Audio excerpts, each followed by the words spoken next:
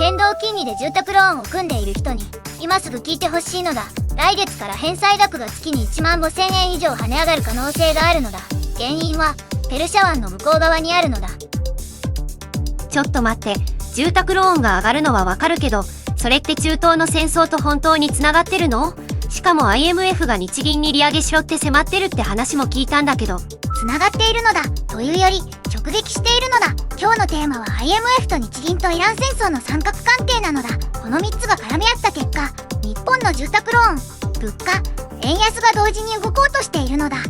IMF って世界の経済番人みたいな組織よね。その機関が日銀に対して戦争リスクがあっても利上げをやめるなって言ってるなんてかなり強いメッセージじゃない。まず今現場で何が起きているかを見るのだ。イランとアメリカ、イスラエルの軍事衝突が始まって、イランはホルムズ海峡を事実上封鎖したのだ。ホルムズ海峡というのは世界の石油輸送量の約 20% が通過する地球上で最も重要な海の首なのだ。 NYT によるとアメリカの F-15E 戦闘機がイランに撃墜され、パイロットが行方不明になっているのだ。ハンデルスブラッドの報道ではアメリカ軍の負傷者はすでに370人を超えているのだ。戦争は始まった段階ではなく完全に泥沼化している段階に入っているのだ。370人以上の負傷者で戦死者が13人、想像以上に深刻な状況ね。 F-15E が撃墜されたってそれ湾岸戦争以来初めてのことじゃないかしら。アメリカはこれをどう受け止めてるの？アメリカ当局は今のところ撃墜かどうか不明と歯切れが悪いのだ。でも市場はもっと正直なのだ。ブレント原油は1バレル115ドルに急騰した。これは開戦前の水準から約 85% の上昇なのだ。セネガル政府は予算に62ドルを想定していたからほぼ2倍になったと言って閣僚の海外渡航を全面禁止にしたのだ。ここで分かりやすく例えるのだ。ホルムズ海峡は世界経済にとって台所の蛇口のようなものなのだ。蛇口が絞られると水は出るけど細くなる。つまり石油は完全には止まっていないが量が減って値段が跳ね上がる。フランス24によると日本企業が共同保有する LNG タンカーを含む3隻がイランの許可ルートとは逆側のオマーン沿岸を通ってかろうじて通過したのだ。日本企業の船がギリギリで通過してるって人事じゃないわね。でもそこで疑問なんだけど、原油が高騰して景気が悪化しそうなのになぜ IMF は日銀に利上げをやめるなっていうの？普通逆じゃない？これがこの話の核心なのだ。 IMF の論理を3段階で説明するのだ。第1段階、原油高騰は日本に輸入インフレをもたらす。円建てで買う石油が高くなるから電気代もガソリン代も食品も上がるのだ。第2段階、日銀が利上げをやめると日米金利差が縮まらないかむしろ拡大する。アメリカの FRB はインフレ再燃を警戒して利下げを止めるからなのだ。金利差が大きいままだと円安圧力が続き輸入コストはさらに悪化するのだ。これが利上げしないと円安でもっと苦しくなるという逆説なのだ。そして第3段階、日本の場合インフレが賃上げを上回っている状態が続いている。 IMF は利上げで需要を冷やすより円安放置で物価がさらに暴走する方が危険と判断しているのだ。つまり痛みを今取るか後でもっと大きな痛みを取るかという選択を日銀に迫っているのだ。なるほど。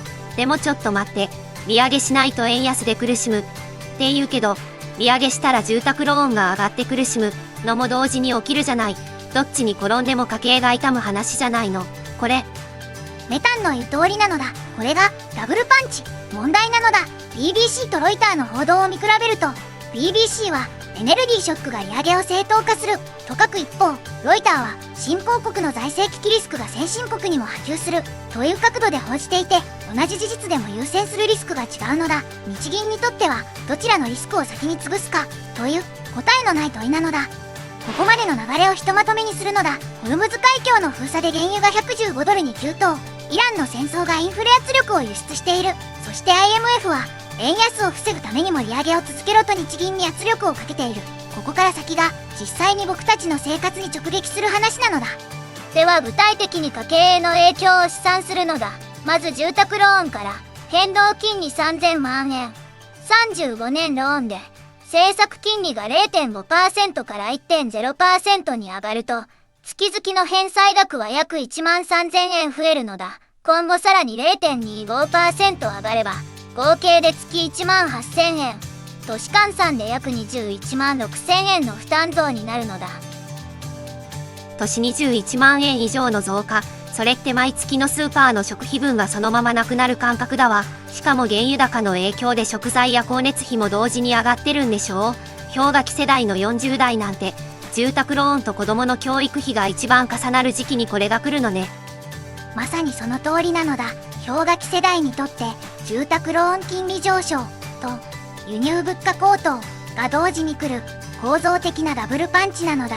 原油が115ドルを維持した場合、電気代は現在より月1500、2000円の上昇が見込まれるのだ。食料品は小麦、大豆が円建てで高騰しており、食パン1斤が今後20、30円値上がりするとも言われているのだ。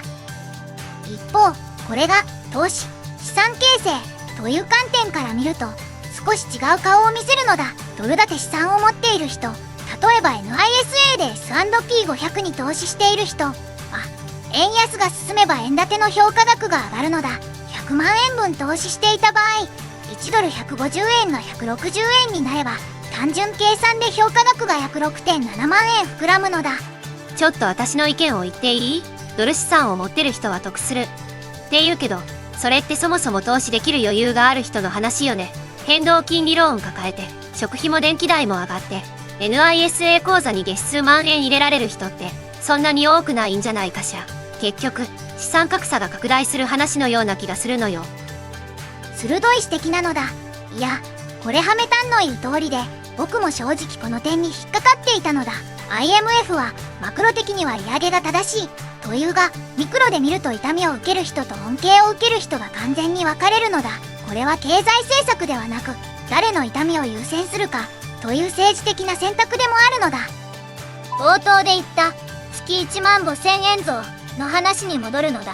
これはローン金利上昇分だけの話なのだ。そこに電気代1500、2000円、食費増加分を加えると、現実的には月2万円以上の支出増になりうるのだ。年間で24万円。これはちょうど50代の平均的なボーナス1回分に相当するのだ。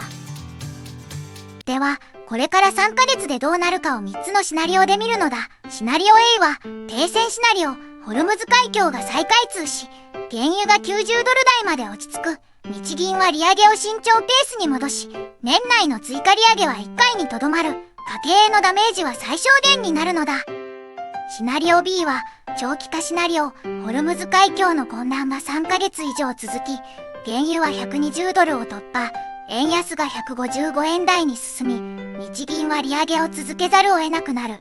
これが今、僕が最も可能性が高いと見ているシナリオなのだ。シナリオ C は、拡大シナリオ、衝突が周辺国に飛び火し、原油が150ドルを超える最悪のケース、1970年代のオイルショックの再来になるのだ。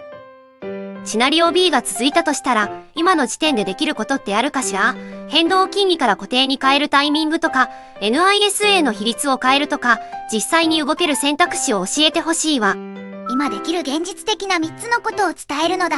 1つ目、変動金利の人は固定金利への切り替えコストを今すぐ試算すること。2% 台の固定外までも残っているうちに動く価値があるのだ。2つ目、ドル建て資産の比率を確認すること。円安ヘッジとして機能する資産が手元にあるかどうかなのだ。3つ目、公共料金の自動引き落としを見直して、節約余力を月1万円単位で把握しておくことなのだ。今日覚えてほしい数字は1つ。原油115ドルが3ヶ月続いた場合の家計への追加負担、年24万円なのだ。最後に一つ聞いてほしいのだ。あなたはシナリオ A、B、C のどれになると思うのだ？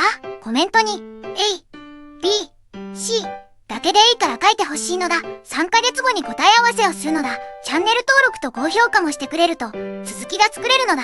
次回はこの戦争が長期化した場合に日本のエネルギー安全保障がどう変わるかを深掘りするのだ。お楽しみに。なのだ。